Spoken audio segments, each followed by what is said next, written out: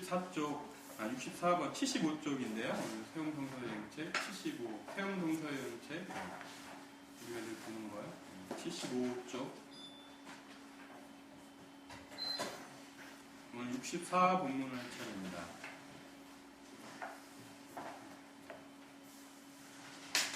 같이 한번 읽어보면서 오늘 이 얘기, 맞는 얘기일지 모르겠지만 이 얘기와 오늘 같이 나누어서 함께 얘기해보면 좋겠다는 75쪽 마태복음 9장 9절로부터 13절까지 같이 한번 읽어보죠. 예수께서 거기에서 떠나서 길을 가시다가 마태라는 사람이 세관에 앉아있는 것을 보시고 말씀하셨다. 나를 따라오라. 그는 일어나서 예수를 따라갔다. 예수께서 집에서 음식을 드시는데 많은 세리와 죄인이 와서 예수와 그 제자들과 자리를 같이 하였다. 바리새파 사람들이 이것을 보고 예수의 제자들에게 말하였다. 어찌하여 당신네 선생은 세리와 죄인들과 어울려서 음식을 드시오? 예수께서 그 말을 들으시고서 말씀하셨다. 건강한 사람에게는 의사가 필요하지 않으나 병든 사람에게는 필요하다. 너희는 가서 내가 바라는 것은 자비요 희생제물이 아니다 하신 말씀이 무슨 뜻인지 배우라. 나는 의인을 부르러 온 것이 아니라 죄인을 부르러 왔다. 분명한 말씀입니다.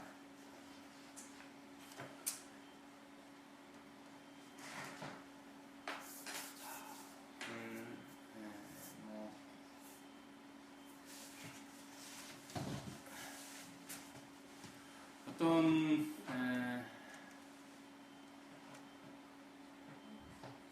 말씀을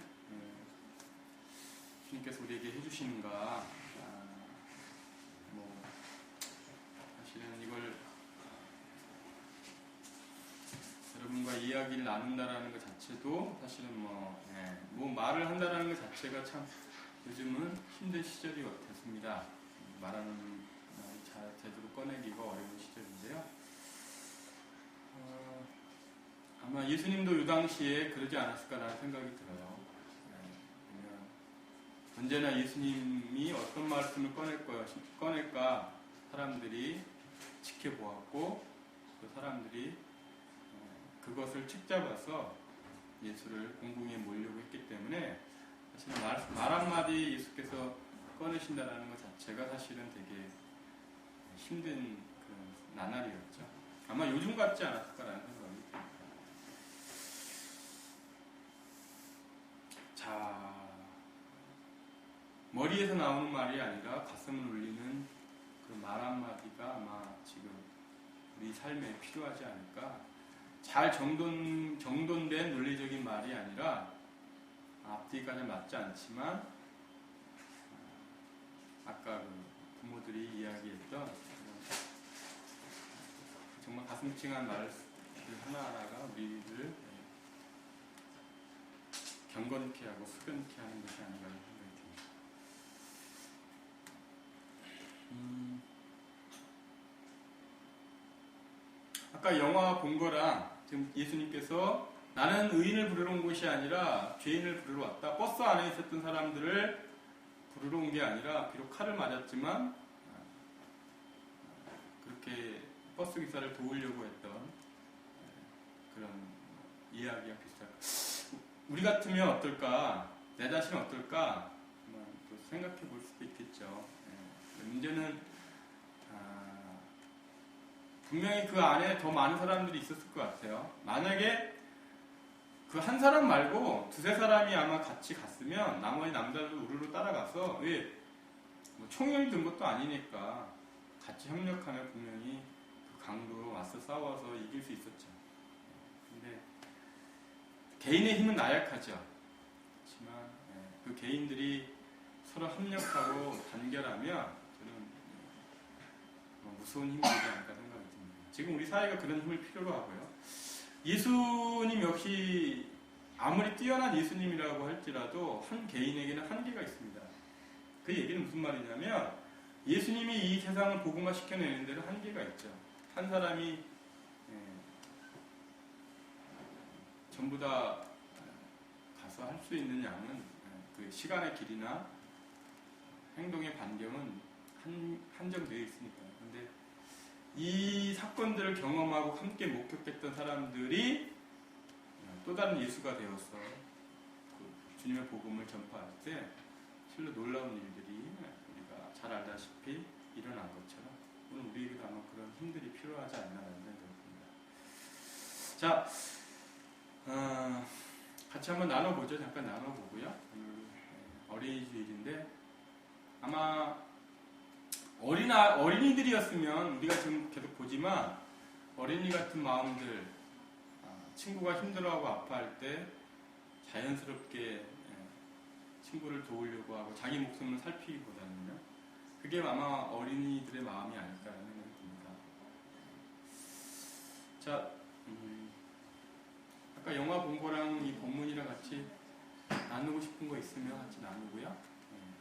제가 특별히 어떤 얘기를 여러분들에게 하는 것보다는 같이 나누는 게 아마 좋지 않을까 생각합니다.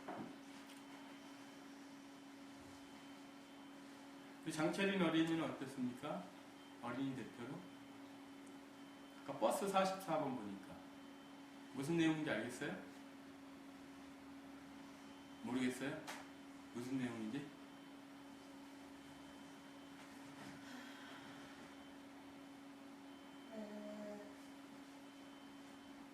강도들이 사람 죽이는 거.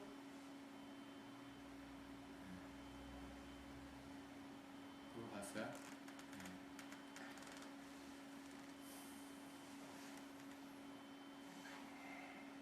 자, 아직 다 이해를 정확히 못한 것 같아요. 우리.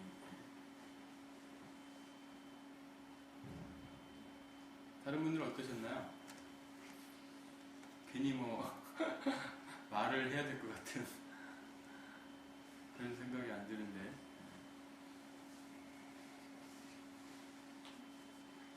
지금 현대인의 모습인 것 같아요. 저는 지금 시대를 살아가는 사람들. 다 거의 비슷하다고 할까? 그렇죠? 개인 아프죠. 일단 마음이 아프죠. 절대. 그러니까 정의를 위해서 정의라고 하는 것도 그렇고, 그러니까 같이 도와서 나서서 해줘야 되는데 자기의 안위를 위해서 남을 배려하고 그렇지는 않고 가만히 있거나 나서서 일단 마음이 아프죠. 나만 괜찮다는 이기적인 나만 괜찮은 이기적인 현대인의 모습이랄까. 네. 그래요, 맞습니다. 그러니까 지난주 금요일 날인가 개인주의와 이기주의가 사실은 약간 다르죠. 개인주의라는 건 남한테 피해를 안 주는 겁니다, 사실은. 이기주의라는 건 남한테 좀 피해를 주면서까지 자기 자신을 챙기는 게 이기주의라고 하면, 개인주의는 말 그대로 남한테 절대 피해 안 주면서 자기 자신만. 여기 보면은 사실은 이기주의라고 하긴 약간 개인주의죠, 보면. 그쵸? 남한테 절대. 그러니까 그 강도들이 이기주의라고 하면, 그쵸? 이 버스에 있었던 사람들은 개인주의자. 남한테 피해 주는 건 없어요, 사실은. 그쵸? 근데, 그 이기주의와 개인주의가 사실은 거의 다르지 않다라는 거라. 그러니까 이기주의자가 안 되는 것이 우리 사회를 밝게 하나 그렇지 않죠. 이타주의, 그렇죠? 아니면 개인주의 자체가만 가지고는 결코 사회를 우리가 행복하게 만들 수는 없을 것 같아요. 우리 어머님 어떻게 보셨어요? 영화 보시니까 어떠세요? 내용은 다 쉽죠?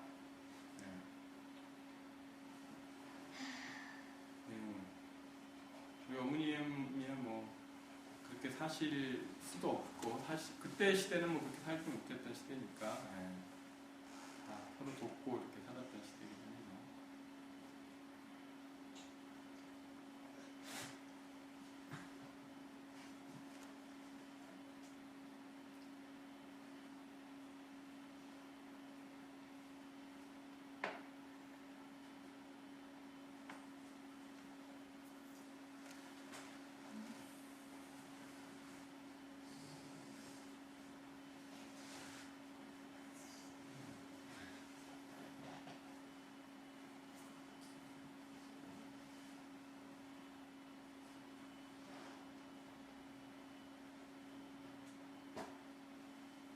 그냥 가슴이 먹먹해지죠 뭐.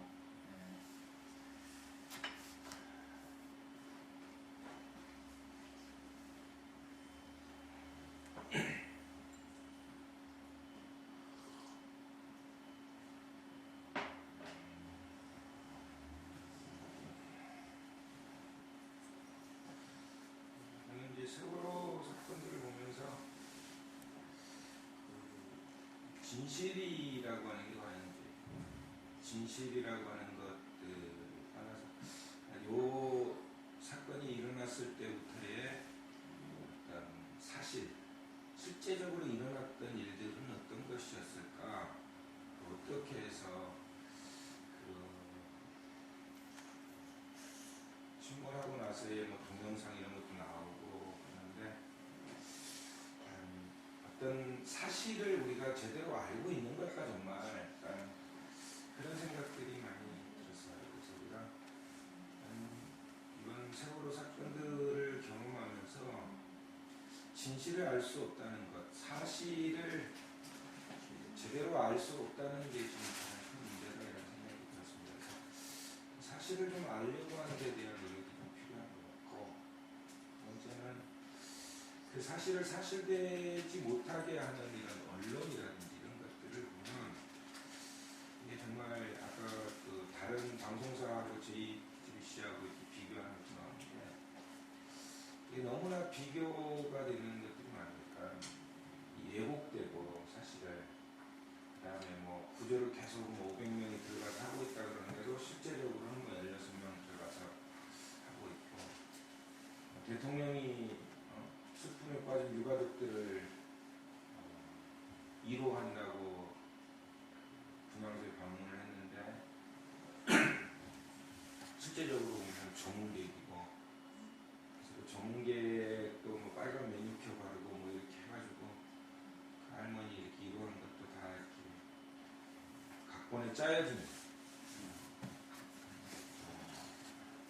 국민 여론이 따가운 부분들에 대해서 이렇게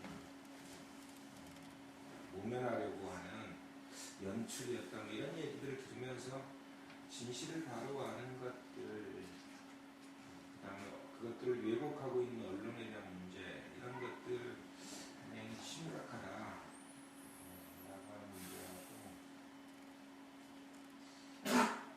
그 다음에 그런 세월호에 여전히 그런 것들이 진실이 왜곡되고 사실이 제대로 보도가 되지 않는 가운데서 여전히 죽음들이 계속해서 살아있던 생명들이 죽어갔고, 그래서 아픔은 계속된다라고 하는 사실, 그걸 보면서 우리가 잘못된 어떤 정보와 잘못된 이런 사실을 접하면서 너무나 많은 생명들이 죽어가는 것들에 대해서 아무것도 하지 못하는 그런 부분을 우리가 조금 더 민감해야 되지 않을까 하는 생각이 좀 들었습니다. 그러면서 그러지 않으려면 이제 우리가 결국은 그런 것들을 이렇게 극복하고 이런 문제들을 좀 극복하려고 해야 되는데 우리 사회가 너무나 이기적이고 이기적이든지 아니면 개인주의적이든 이렇게 두 개로 나뉩니다. 근데 이번에 많은 사람들이 세월호 앞에 다시 그런 자기들의 이기적인 마음, 개인주의적인 마음, 그런 욕망의 욕구들을 충족하기 위해서 달려왔던 삶에 대해서 되돌아보는 계기가 되지 않았을까. 그러면서 아마 이런 영화도 다시 이야기 되어지는 것들은 우리 사회가 전체를 같이 책임지지 않으면, 우리 모두가 공동체라고 하는 것들을 확인하지 않으면 결국 모두가 이렇게 불행하게 죽는다라고 하는 데 대한 경각심을 우리에게 불러일으키기 위해서는 저는 짧은 영화가 필요한 것 같다 이런 생각이 듭니다. 그래서 오늘 말씀과 연관해 봤을 때 그런 세상, 우리가 깨어있지 않고 진실에 대해서 목말라 하지 않으면 많은 생명이 죽을 수밖에 없고 그리고 건강한 사람들이 결국은 죽음의 삶으로 갈 수밖에 없구나. 그런 때에 바로 우리도 그 욕망의 한 자리에 똑같이 자리하고 있었는데 우리도 이기적이었고 우리도 신자유주의가 주는 어떤 불안이나 내일에 대한 이 불안감 때문에 오늘을 욕망해야 되고 이렇게 달려왔던 우리의 모습들을 깨우치고 그런 죄인인 우리를 다시 부르셔서 이렇게 하나님 나라를 위해서 일할 수 있도록 세리를 불렀던 세리마트를 주님께서 불렀던 것처럼 오늘 우리도 부름받고 있는 건 아닐까라고 하는 물음에 응답할 수 있었으면 좋겠다 그런 생각이 들었습니다.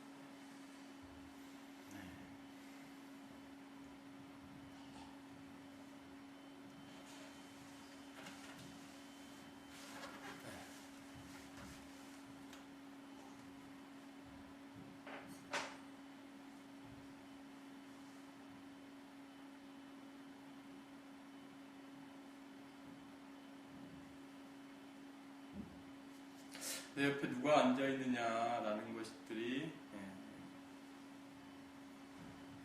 사실은 되게 중요하죠. 내 옆에 누가 앉아 있느냐, 어울리는 사람과 있느냐, 아니면 또 그 사람이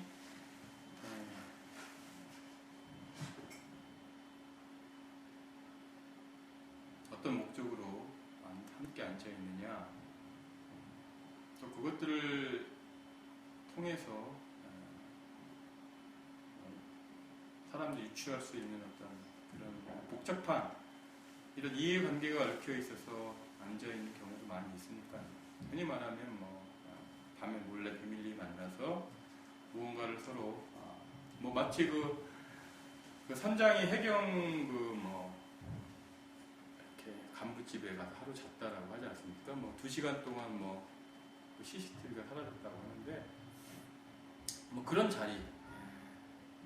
의심을 받고 오해를 불러일으킬 만한 그런 자리가 있을 수도 있고요. 이렇게 지금 예수께서 죄인들과 흔히 말하면 이 죄인들도 바리새파들이 정의하는 죄인들이죠.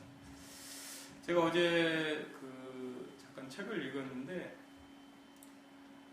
유대인들이 600만이 여러분들 600만 명이 홀로코스트라고 하는 비극을 당하잖아요. 가스실에서 또는 총에 여러 가지 어떤 개토, 유대인 어떤 제한 구역에서 죽어갑니다. 왜 독일인들은 특히 나치즘, 그러니까 히틀러를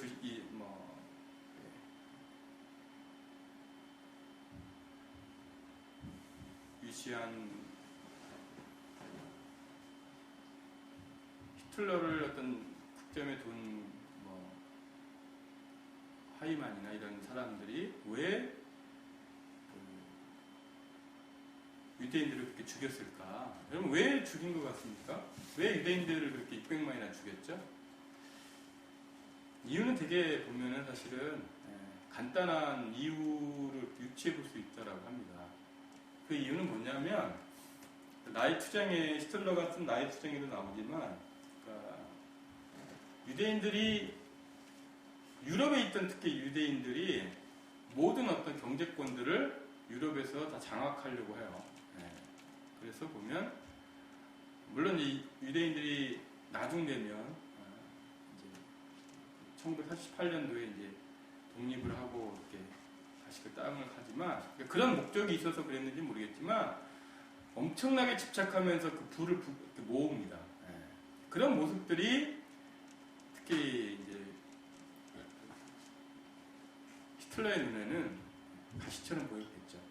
그러니까 똘똘 뭉쳐서 유대인들만 자기네들만 뭔가 불을 독점하려고 하고 모든 것들을 나누려고 했던 그런 모습들이 히틀러의 눈에는 그게 가시처럼 보였을지도 모를 것 같아요. 그것만이 전부다라고 할 수는 없지만 아주 큰 이유가 바로 유럽에서 특히 지금도 마찬가지예요. 지금도 보면 미국의 경제 모든 중심에는 다 유대인들이 있다라고 얘기하듯이 유럽에서도 수없는 많은 유대인들이 그 거의 경제를 독점하고 그 중심에는 그 유대인들이 있었다라고 하는 것들이 사실은 부정할 수 없는 사실이거든요. 거기에 위기감을 느끼고 그래서 그렇게 했다라고 보통 얘기를 합니다. 아마 오늘 우리에게 있어서도 시사하는 바가 크지 않을까라는 생각이 들어요. 그런 얘기지.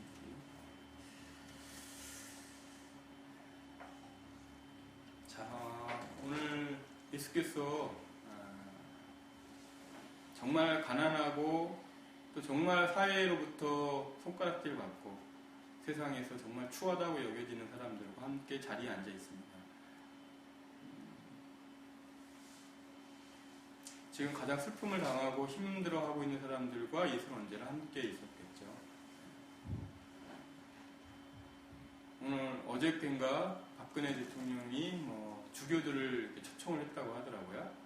근데 어느 누구도 노란 리본 하나 안 달고 다 참석했다라고 참석한 사람들 중에는 아무도 노란 리본을 달지 않고 참석했고 어느 누구도 박근혜 대통령한테 한마디 하지 않고 오로지 박근혜 대통령의 말만 듣고 왔다라는 그런 보도를 봤습니다. 그것도 역시 100% 하시다라고 할 수는 없지만 권력에 안첨하고 권력에 순응해 가는 모습들이 사실은 보면 지금 우리 예수께서 예수를 따라가는 사람들의 모습과는 다르지 않을까라는 생각입니다. 정반대의 길이 아닐까라는 생각이 듭니다. 예수는 오히려 그들의 상을 얻고 그들의 초청을 거절하고 더 슬퍼하고 위로가 필요한 사람들에게 가까이 가셨지 그런 사람들과 가까이 가지는 않으셨거든요. 저희 교회도 마찬가지라고 생각이 듭니다. 언제나 종교는 처음에 얘기했듯이 감시와 견제의 기능이 우리의 사명이지 또 권력을 축복하고 권력에 아첨하는 그런 모습이 저희들의 본연의 모습은 전혀 아니거든요. 아무리 저희 개인적으로 바라는 어떤 정권이 들어섰다라고 할지라도 그 감시와 견제의 기능은 절대 멈출 수 없는 것들이 바로 종교의 역할이 아닌가라는 생각입니다. 자, 오늘 예수는 아마 마태와의 집에 가서 그 바리새파들을 견제하고 그들의 삶들을 회개하고 그들을 새로운 어떤 삶의 길로 나아가도록 인도하기 위해서 이 땅에 온 것이지 아까처럼 무관심하고 전혀 양심은 도와줘야 된다고 하지만 그 음성을 외면하는 그런 사람들의 삶으로 나아가기를 결코 원하지 않는 게 아마 그리스도인들의 길이 아닌가 생각합니다. 아직 그 주검조차도 다 찾아내지 못했어요. 아직도